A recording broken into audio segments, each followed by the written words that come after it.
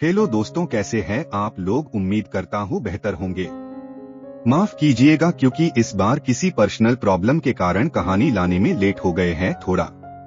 तो चलिए कहानी के बारे में आपको बता देता हूँ। अभी तक हमने कहानी के 4 पार्ट सुन लिए हैं, तो आज हम कातिल कौन के भाग नंबर 5 को सुनने जा रहे हैं। उम्मीद करता हूँ आपको मेरा द्वारा बताई गई कहानी में बड़ा ही आनंद आ रहा हो।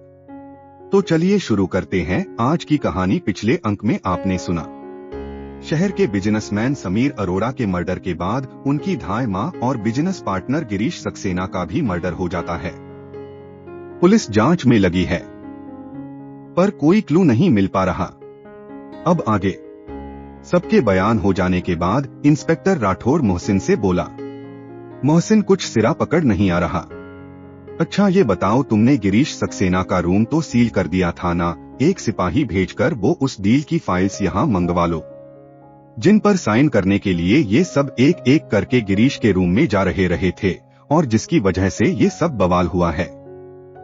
हाँ, और मैनेजर और रामदीन को शहर ना छोड़ने की हिदायत देकर घर भेज दो और शिशिर और साकेत दोनों को सस्पेक्ट बनाकर इनके नाम का वारंट इश्यू करवा। जी सर, कहकर मोहसिन वहां से बाहर चला गया। थोड़ी देर बाद जब लौटा तो राठौड़ थोड़ा चिंतामग्न था। क्या हुआ सर, एनी टेंशन? टेंशन तो है ही मोहसिन, कमिश्नर साहब का फोन आया था। शिवम ने मिनिस्टर साहब के थ्रू प्रेशर बनवाया है कि धाय मां के केस की जांच जल्द से जल्द और सीरियसली की जाए। तो फिर सर? कुछ नहीं मोहसिन, मामला थोड़ा उलझ गया है। 3 लोगों का मर्डर हुआ है। हालांकि धाय मां के मामले में हम श्योर नहीं हैं, पर ये तीनों की कड़ी आपस में जुड़ी तो है। इसलिए मुझे लगता है कि हमें वहीं से शुरुआत करनी चाहिए जहां से ये सारा खेल शुरू हुआ था, यानी समीर अरोड़ा के मर्डर से। जाओ बाहर जाकर चपरासी को जाकर बोल दो कि थोड़ी देर तक कोई भी अंदर न आए और डिस्टर्ब न करें। देखो मोहसिन, समीर अरोड़ा अपने घर से ठीक 10 बजे निकला, लेकिन 12:30 बजे तक केवल 40 किलोमीटर की दूरी तय कर पाया, यानी इस बीच वो शहर में ही कहीं गया था। शायद उस व्यक्ति को लेने के लिए जो गाड़ी में उसके साथ था। समीर लखनऊ एक ऑफिस रिलेटेड डील फाइनल करने जा रहा था, जिसमें इन तीनों पार्टनर्स को मौजूद होना था। जैसा कि टीना ने बताया, गिरीश सक्सेना पहले से लखनऊ पहुंच चुका था और साकेत शुक्ला उस समय गोवा में था। सबसे पहले मोहसिन, तुम टेलीकॉम ऑफिस से तीनों पार्टनर्स की उस दिन की रात 10 बजे से 12:30 बजे के बीच की मोबाइल लोकेशन जल्दी से पता लगाओ। इन तीनों का आधा सच तो वहीं सामने आ जाएगा, क्योंकि वहां जंगल में गाड़ी तो एक ही गई थी, दूसरा शख्स गया तो समीर के साथ ही था। थोड़ी देर बाद जब मोहसिन आया तो आते ही बोल पड़ा, सर बहुत गड़बड़ झाला है। समीर अरोड़ा घर से निकलकर सीधा एयरपोर्ट गया था। करीब 11:15 बजे के करीब वो वहां से निकला और फिर लखनऊ वाले हाईवे की तरफ बढ़ गया। 12:30 बजे के बाद उसका मोबाइल बंद आ रहा है। शायद उसी वक्त साथ वाले ने उसका मोबाइल तोड़ा होगा। हाँ, एक और जरूरी बात सर, साकेत शुक्ला झूठ बोल रहा है। वो गोवा में था ही नहीं उस दिन। पूरे समय उसके मोबाइल की लोकेशन इसी शहर की आ रही है। हाँ, केवल गिरीश सक्सेना सच बोल रहा था, वो उस समय लखनऊ में ही था। ओह गॉड, कितने झूठ बोलेगा ये साकेत शुक्ला। उसको एक बार फिर मेरे पास भेज दो। और मोहसिन, तुम 2 कांस्टेबल को समीर अरोड़ा की फोटो देकर एयरपोर्ट भेज दो और उनसे कहो कि एयरपोर्ट के सारे गेट्स की सीसीटीवी फुटेज अच्छे से चेक करे और समीर अरोड़ा उस दिन एयरपोर्ट पर किसके साथ था ये पता लगाए। थोड़ी देर बाद मोहसिन लौटा तो साथ में साकेत शुक्ला भी था। वो बहुत परेशान नजर आ रहा था। साकेत को देखते ही इंस्पेक्टर राठौड़ व्यंग्य से बोला, ओहो आइए साकेत साहब, कितनी सफाई से कितने झूठ बोल लेते हो आप कहते हो कि गिरीश पहले से मरा हुआ था। जब आप उस रूम में पहुंचे आप कहते हो कि समीर अरोड़ा के मर्डर वाले दिन आप गोवा में थे, जबकि आपकी मोबाइल लोकेशन पूरे समय इसी शहर की आ रही है। नहीं सर, मेरा यकीन मानिए, मैं दोनों बातें सच ही कह रहा हूँ। दरअसल मैं गोवा जाते वक्त मेरा मोबाइल यहीं भूल गया था, इसीलिए। साकेत भोला सा मुंह बनाते हुए बोला, तो हम कैसे यकीन करें आपका? क्या आप और कोई प्रूफ दे सकते हैं? कोई टिकट, होटल्स के बिल्स या कुछ और? सर, बिल या टिकट संभाल कर रखने की तो मेरी आदत ही नहीं है। वो तो मैंने फेंक दिए। मुझे क्या पता था कि समीर का मर्डर हो जाएगा और मुझे प्रूफ्स की जरूरत पड़ेगी। हाँ, पर मैं आपको मेरी गोवा की पिक्स दिखा सकता हूँ। कहते हुए साकेत ने अपना मोबाइल मांगा। राठौड़ के मोबाइल देते ही उसने गैलरी ओपन की और गोवा की पिक्स निकालकर राठौड़ को दिखाई, जिसमें वो फैमिली के साथ था। ठीक है मोहसिन, अभी इन्हें ले जाओ, ये हम डिसाइड करेंगे कि ये प्रूफ सफिशिएंट है या नहीं, राठौड़ ने मोबाइल वापस लेते हुए कहा। मोहसिन के वापस आते ही मोबाइल उसे देते हुए राठौड़ ने साकेत के गोवा पिक्स की रियलिटी जांच करने को कहा। मोहसिन, ये सारी पिक्स अपने विजुअल एक्सपर्ट विकी को सेंड करके ये पता लगवाओ कि ये पिक्स रियल है या एडिटेड है, उसके बाद ही साकेत की सच्चाई पता लग पाएगी। देखते हैं तब तक एयरपोर्ट से दोनों कांस्टेबल भी क्या रिपोर्ट लाते हैं। तब तक हम दूसरे केस यानी धाय माँ के मर्डर पर बात करते हैं। तुमने टीना से उनके फैमिली डॉक्टर के नंबर लिए थे ना? ऐसा करो, उनसे बात करके धाय माँ की हार्ट प्रॉब्लम्स के बारे में और उससे उनकी मृत्यु की कितनी संभावना है डिटेल में बात करके बताओ। और हाँ, 2 कॉफी भी ऑर्डर कर देना। जी सर, कहते हुए मोहसिन अपने मोबाइल से तुरंत एक नंबर डायल करने लगा। देखते हैं डॉक्टर से क्या इन्फॉर्मेशन मिलती है। दिमाग घुमाकर रख दिया इस केस ने तो, सोचते हुए राठौड़ ने एक गहरी सांस ली। अब थकान उस पर हावी होने लगी थी। उसने चेयर पर सिर टिकाकर आंखें बंद कर ली। नींद उसकी आंखों में छाने लगी थी। कल पूरी रात वो ढंग से सो नहीं पाया था।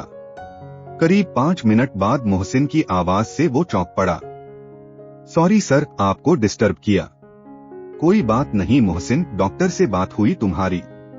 जी सर, डॉक्टर का कहना है कि धाय माँ की हार्ट प्रॉब्लम इतनी क्रिटिकल नहीं थी, प्रॉपर मेडिसिन वो ले रही थी और ठीक भी थी, पर हो सकता है इन दिनों में वो अपनी दवाई लेना भूल गई हो, तब पॉसिबल हो सकता है कि उनकी तबीयत बिगड़ जाए या किसी प्रकार का कोई बड़ा स्ट्रेस या सदमा उन्हें अचानक हो गया हो। बाकी कुछ कहा नहीं जा सकता।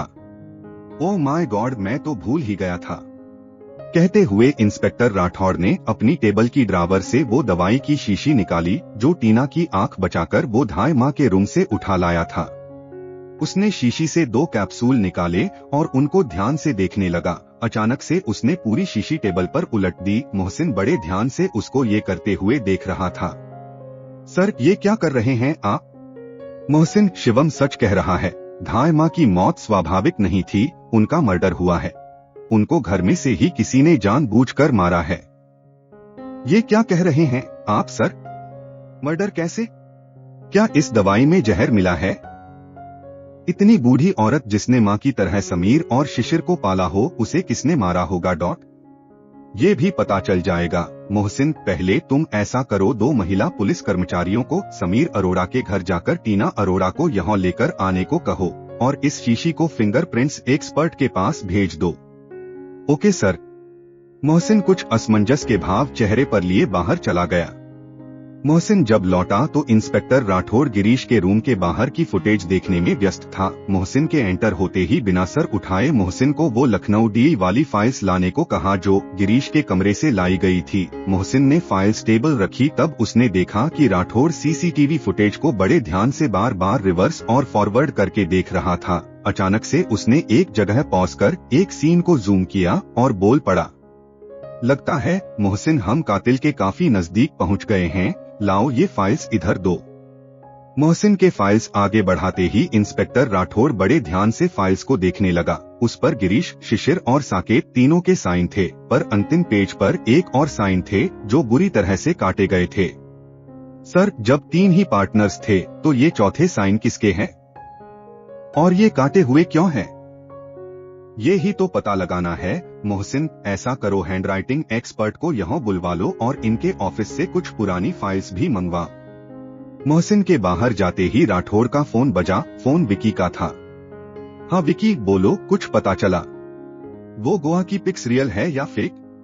जी सर, पिक्स बिल्कुल रियल है, एडिटेड नहीं। पर मोहसिन कह रहा था कि पिछले हफ्ते की पिक्स है, पर ये पिक्स तो 6 महीने पुरानी है। क्या? पर ये तुम इतने कॉन्फिडेंस से कैसे कह सकते हो? सर, उन पिक्स में 1-2 जगह बैकग्राउंड में गोवा में होने वाले फेमस कार्निवाल के सीन नजर आ रहे हैं जो वहाँ 6 महीने पहले था।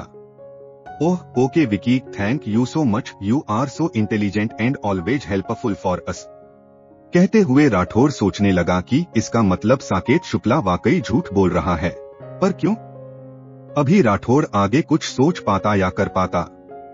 मोहसिन अपने साथ उन 2 कांस्टेबल के साथ एंटर हुआ जो एयरपोर्ट गए थे। आते ही उन्होंने अपने हाथ में ली हुई पेन ड्राइव राठौर को दे दी और कहा कि इसमें साफ नजर आ रहा है कि समीर अरोड़ा किसी को लेने एयरपोर्ट गया था और वो व्यक्ति इस फुटेज में नजर भी आ रहा है। मोहसिन ने जल्दी से लैपटॉप ऑन किया और पेन ड्राइव उसमें लगा दी। समीर अरोड़ा एयरपोर्ट में जाता हुआ दिख रहा था। करीब आधे घंटे बाद जब वो लौटा तो उसके साथ कोई था। उस व्यक्ति का चेहरा देखते ही मोहसिन और राठौर दोनों शॉक्ड रह गए। ये शिशिर अरोड़ा था। यानी शिशिर अरोड़ा समीर के मर्डर की रात ही जर्मनी से आ गया था। क्या शिशिर ही कातिल है? समीर धायमा और गिरीश सक्सेना का धायमा का मर्डर कैसे और क्यों हुआ था? क्या टीना ये जानती थी? साकेत शुक्ला झूठ क्यों बोल रहा था? सबके जवाब आपको मिलेंगे। कातिल कौन के अगले और अंतिम पार्ट में। साथ बने रहिए। कहानी पसंद आ रही हो तो कमेंट जरूर करें। आपके द्वारा किए गए कमेंट से हमें बहुत संतुष्टि मिलती है।